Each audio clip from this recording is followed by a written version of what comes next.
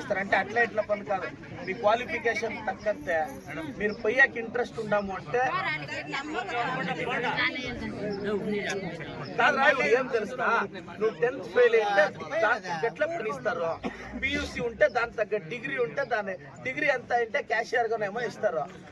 ఏమంటే గవర్నమెంట్ సంబళము 15 ఇంకా 16,000 వస్తుంది. పర్మనెంట్ డిమార్ట్ అవుతుంది ఆడి వాపసంద్రంలో. మీరు పోతాను అంటే నేను రెఫర్ చేస్తాను, లేకుంటే దేవనహಳ್ಳಿ ఏర్పోర్ట్ పోతారా చెప్పండి, నేను ఇప్పిస్తాను. ರೈತರು ಜಮೀನು ಕೊಡಕ್ಕೆ ರೆಡಿ ಇಲ್ಲ. ಯಾಕೆ ಅಂತ ಹೇಳ್ತೀನಿ, ಬೇರೆ ಕಡೆ ಸರಿಯಾಗಿ ಬೆಳೆಗಳು ಬೆಳೆಯಲ್ಲ, ಜಮೀನು ಖಾಲಿ ಇದ್ದಾಗ ಇಂಡಸ್ಟ್ರಿಯಲ್ ಕೊಡ್ತಾರೆ. ನಮ್ಮಲ್ಲಿ ಹೂವು, ಫ್ಲವರ್ಸು, ಫ್ರೂಟ್ಸ್ ಯಥೇಚ್ಛವಾಗಿ ಬೆಳೀತಾರೆ. ಈಗ ನಾನು ಹೇಳೋದು, ಈಗ ನಿಮ್ಮೂರ ಹತ್ರ 500 ಎಕರೆ ಬಂದು ಫ್ಯಾಕ್ಟ್ರಿಗೆ ಅಂತ ತಗೊಳಕ್ ಬಂದ್ರೆ ರೈತರು ಕೊಡ್ತಾರ, ಕೊಡಲ್ಲ. ಸೊ ಅದು ಪ್ರಾಬ್ಲಮ್ ಆಗ್ತಿದೆ. ನಮ್ದು ಒಳ್ಳೆ ಬೆಳೆ ಬರ್ತಿರೋದ್ರಿಂದ ಯಾರು ಇಂಡಸ್ಟ್ರಿಗೆ ಜಾಗ ಕೊಡ್ತಿಲ್ಲ. ಆದ್ರೂ ಹುಡುಕ್ತಾ ಇದೀವಿ. ಹುಡುಕಿ ಈಗೇನು ಗೊತ್ತವ, 1000 ಎಕರೆ ಫ್ಯಾಕ್ಟ್ರಿ 1000 ಎಕರೆ ಯಾರ ಹತ್ರ ಕೊಡೋದು ನಾನು ರೈತರು. ಅದಕ್ಕೋಸ್ಕರ ಆದಷ್ಟು ಗಾರ್ಮೆಂಟ್ಸ್ ಏನಾದ್ರು ತರಕ್ ಟ್ರೈ ಮಾಡ್ತೀನಿ.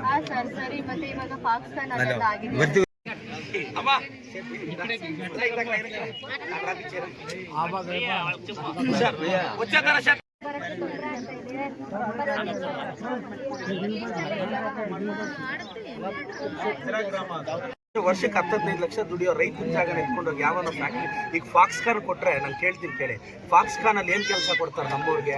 ಸೆಕ್ಯೂರಿಟಿ ಕೆಲಸ, ಕ್ಲೀನಿಂಗ್ ಕೆಲಸ ಕೊಡ್ತಾರೆ. ಅಲ್ಲಲ್ಲ, 1 ನಿಮಿಷ ಕೇಳಮ್ಮ, ನಿನ್ಗೆ ಉತ್ತರ ಬೇಕಾ ಇಲ್ಲ ಪ್ರಶ್ನೆಗಳು ಕೇಳ್ತಿರ್ತೀಯ? ನಾನು ರೈತರ ಭೂಮಿನ ಕಿತ್ಕೊಂಡು ಫ್ಯಾಕ್ಟ್ರಿಗಳು ಕೂಡ ನಾನು ರೆಡಿ ಇಲ್ಲ. ನಾನು ರೈತ, ನಾಳೆ ನಿನ್ ಜಮೀನೇ ಕಿತ್ಕೊಂಡ್ರೆ ನೀನ್ ಬಿಡ್ತೀಯ ಸುಮ್ಮನೆ? ನಾನು ಹೇಳೋದು ಫ್ಯಾಕ್ಟ್ರೀಸು ತರಕ್ಕೆ ಅಷ್ಟು ಈಸಿ ಆಗಲ್ಲ. ಯಾಕಂದ್ರೆ ನನ್ನ ರೈತರು ಹಣ ಈಗ ನಾಳೆ 1 ಎಕರೆ 5 ಕೋಟಿ ಹೋಗುತ್ತಣ. ಈಗ ನಾಳೆ ನಿಮ್ಗೆ ಸರ್ಕಾರ ರೇಟು 30 ಲಕ್ಷ ಫಿಕ್ಸ್ ಮಾಡುತ್ತೆ ಎಕರೆಗೆ, ನೀನು ಕೊಡ್ತೀಯಾ? ಈಗ ನಾನು ಫ್ಯಾಕ್ಟ್ರಿ ತರ್ತೀನಿ, ಈಗ ನಿನ್ನ ಜಮೀನು 5 ಕೋಟಿ ಹೋಗುತ್ತೆ ಮಾರ್ಕೆಟ್ ವ್ಯಾಲ್ಯೂ. ಗೌರ್ಮೆಂಟ್ ಕೊಡೋ ರೇಟ್ ಏನೋ SR ವ್ಯಾಲ್ಯೂ ಕೊಡುತ್ತೆ. 30 ಲಕ್ಷ ಕೊಟ್ಟು ನಿನ್ನ ಜಮೀನು ಕಿತ್ಕೊಂಡು ನಾಳೆ ನೀನು ನೋಡ್ ಬರ್ತೀಯಾ, ನೀನು ನಂಬ್ಕೊಂಡು ನಮ್ಮ ಸ್ವಾಮಿ ಅಂತ. ಈ ಸಮಸ್ಯೆಗಳೆಲ್ಲ ಆಗುತ್ತೆ ಅಣ್ಣ. ಈಗ 5 ಕೋಟಿ ಇದೆ ಜಮೀನು, ಗೌರ್ಮೆಂಟ್ 30 ಲಕ್ಷ ಕೊಡುತ್ತೆ. ನಾನು ರೈತನಿಗೆ ಏನು ಆನ್ಸರ್ ಮಾಡೋದು ಅಲ್ವಾ? ಸರಿ ಸರ್, ರೈತರ ಮಕ್ಕಳಿಗೆ ಮತ್ತೆ ಮದುವೆ ಮಾಡಕ್ಕೆ ಹೆಣ್ಮಕ್ಳನ್ನೇ ಕೊಡ್ತಾ ಇಲ್ಲ, ರೈತರು ಅಂತಾರೆ. ಮತ್ತೆ ಅವ್ರು ಜಾಬ್ ಮಾಡ್ತಿದ್ರೇನೆ ಬೇರೆ ಹೇಳ್ರಣ. ಹಾಂ ಸರ್, ಇವತ್ತು ಕಾಲೇಜ್ ಸ್ಟೂಡೆಂಟ್ಸ್ ಇದ್ದರೆ ಪಾಠ ಮಾಡ್ತಿದ್ದೆ. ಇವತ್ತು ಅವ್ರಿಗೆ ನ್ಯೂ ಇಯರ್ ಸ್ವಲ್ಪ ಲೀವ್ ಕೊಟ್ಟಿದ್ದು, ಅದಕ್ಕೆ ಇಲ್ಲಿ ಬಂದು ಈಗ ನಾನು ನಮ್ಮ ಸಚಿವರಿಗೆ, ಮುಖ್ಯಮಂತ್ರಿಗಳಿಗೆ, ಉಪಮುಖ್ಯಮಂತ್ರಿಗಳಿಗೆ ವಿದೇಶದಲ್ಲಿ ಮಿಕ್ಕಿದವ್ರಿಗೆಲ್ಲ ಹೋಗಿ ಆಶೀರ್ವಾದ ಕೊಟ್ಕೊಂಡು 2025 ಕ್ಷೇತ್ರ ಸಂಬಂಧ ಕನಿಷ್ಠ 250 ಕೋಟಿ ಅನುದಾನ ಈ ವರ್ಷ ತರ್ತೀನಿ. ಮೆಡಿಕಲ್ ಕಾಲೇಜ್ದು 300 ಕೋಟಿ ರೂಪಾಯಿ ಬಿಲ್ ಪೆಂಡಿಂಗ್ ಇದೆ, ಅದು ರಿಲೀಸ್ ಮಾಡಿಸ್ಬೇಕು. ನಾನು ಹೇಳ್ತಾ ಇದ್ದೀನಿ, ವಿಷನ್ ಇಟ್ಕೊಂಡು ಮಾಡ್ತಿದ್ದೀನಿ. ಈ ವರ್ಷ SSLC ಮಕ್ಕಳ ಫಲಿತಾಂಶ ಕೊನೆ ವರ್ಷಕ್ಕಿಂತ ದಯವಿಟ್ಟು ನಾನು ಎಲ್ರಿಗೂ ವಿನಂತಿಸ್ತೇನೆ, ನಾನು ತಾಲೂಕಿಗೆ MLA, ನನ್ನ ತಾಲೂಕು ಪರ್ಸೆಂಟೇಜ್ ನೋಡಿ. ಲಾಸ್ಟ್ ಇಯರ್ ತಾಲೂಕು ಪೊಸಿಷನ್ ಈ ವರ್ಷ ಏನಾದರೂ ಡಿಫ್ರೆನ್ಸ್, ಅದೊಂದು ಪ್ರಯತ್ನ ಪಡ್ತೀನಿ. ಈಗ ಸ್ಕಾಲರ್ಶಿಪ್ಪು ಕೊಡ್ತಾ ಇದ್ದೀನಿ, ಆಲ್ರೆಡಿ ನಿಮ್ಮ ಗಮನಕ್ಕೆ ಬಂದಿದೆಯಲ್ಲ ಗೊತ್ತಿಲ್ಲ, ಮನೆ ಮನೆಗೆ ಹೋಗಿ ಸ್ಕಾಲರ್ಶಿಪ್ ಕೊಡ್ತಿದ್ದೀನಿ. ಈಗ ಪುರ ಪಂಚಾಯತಿ ಮತ್ತು ಮಿಣಕನೂರಿಗೆ ಮುದ್ದೇನಹಳ್ಳಿ ಮುಗಿದಿದೆ.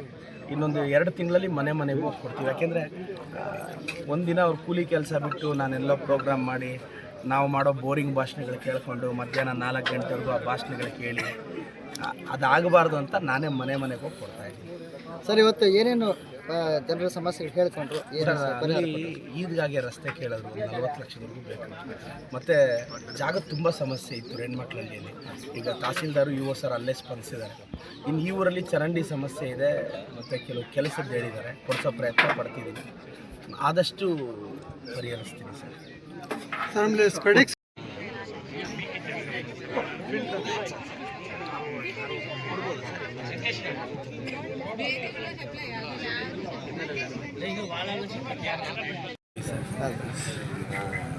CT ರವಿ ಅವರು ಸೀನಿಯರ್ ರಾಜಕಾರಣಿ ಇದ್ದಾರೆ, ಅವ್ರು ಕಲ್ಪಿಸ್ಕೊತಾ ಇದ್ದಾರೆ. ಅಲ್ಲ, ಇಂಥ ಆಧುನಿಕ ಸಮಾಜದಲ್ಲಿ ಎನ್ಕೌಂಟ್ರೆಲ್ಲ ಮಾಡೋಕ್ಕಾಗತ್ತೆ?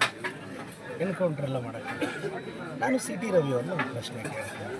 5 ವರ್ಷದಿಂದ ಅವ್ರದ್ದೇ ಪಕ್ಷದವರು ಆಗಿದ್ದು ನನ್ನನ್ನು ಅರೆಸ್ಟ್ ಮಾಡಿದ್ರು. ನನ್ನನ್ನು 4 ತಾಸು ಸುತ್ತಿ 4 ಅವರ್ ಸುತ್ತಾಕ್ಸಿ ಚದನ್ಪುರದಲ್ಲಿ ಕೂರಿಸಿ ಮತ್ತೆ ಸ್ಟೇಷನ್ ಕರ್ಕೊಂಡು ನಾವೇನು ಬ್ಲೇಮ್ ಮಾಡಲಿಲ್ವೇ? It's a part of the journey sir. ಈಗ ಅವರು 24 ಅವರ್ ಕೋರ್ಟ್ ಯೂಸ್ ಮಾಡಬೇಕು.